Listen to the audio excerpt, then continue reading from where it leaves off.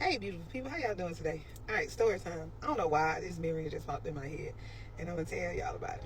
So y'all remember when I be talking when if y'all follow me, when I first started my book page, I talk about my struggles with literacy and growing up, not being able to read and not being able to talk correctly. Like people from Alabama, we talk different. A lot of us talk slow. You either talk really slow or you either talk really fast, and but either way, you're really loud. Like we're really loud when we talk, and like when we talk, it's like it's like you have something in your mouth. It's like you have something in your mouth. And like it's a running joke. Like people be like, man, that nigga Big Bama. Like Big Bama mean you're stupid. Like a lot of people don't think we know that, but a lot of people automatically assume that people from the South are stupid. But anyway, I remember when I first got to my first duty station, I'm not stupid by any means, but when I talk back then, even now, I know y'all can hear it in my voice. I slur. I do not say all my words correctly. And like I talk like I don't know why, but in my jaws like saliva accumulate excessively. So when I talk, sometimes it's like I couldn't get it out. Like there's a lot of times I could not get my words all the way out. But I was lucky enough to have people around me that knew I wasn't slow, I wasn't stupid or anything like that. It's just that I had a speech impediment. So when I got to Hawaii and I would meet people be like, what? Like people be like, what? And like my daughter, she was like a toddler. My daughter used to get so mad because my daughter could understand me, and she used to be like, my mommy said, y'all act like I can't understand my mommy. Like this is what she needs. This is what she says. So y'all gotta imagine like my little girl, my daughter is trying to explain to people what I'm saying. It got to the point where people automatically assume I was stupid. So I stopped talking. Like I literally stopped talking.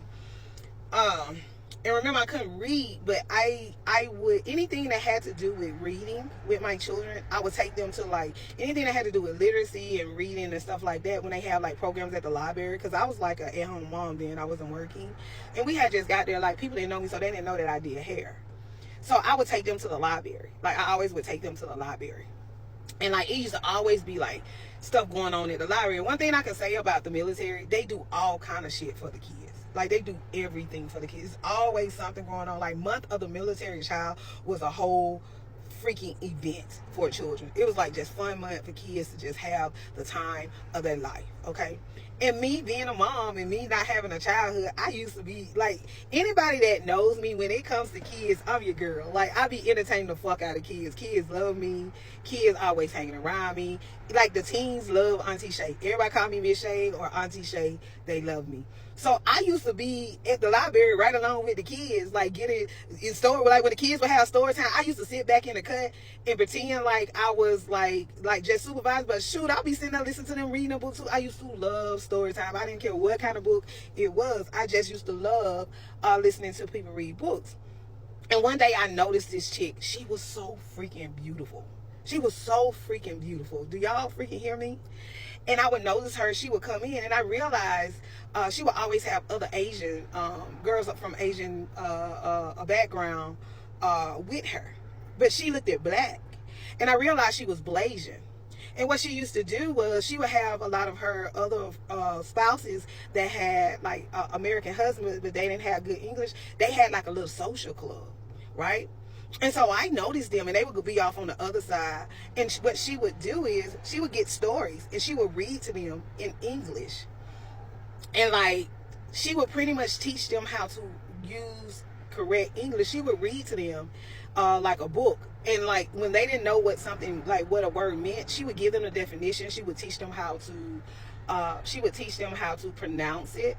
And I noticed it. So I would sit like back off in the cut, and I would listen to her, and I would watch how she hold her mouth. And I think she had a background in speech. I never would talk to her because I noticed when I talk, people would automatically assume that I was stupid, and I hated it. I can just see it in their eyes. So I pretty much learned how to maneuver in spaces quietly. Like I know I run my mouth on here, but if we physically are around each other, if I don't know anybody or if I feel uncomfortable, I would sit back in the cut and I won't say anything.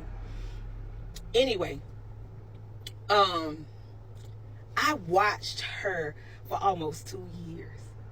I listened to her for almost 2 years.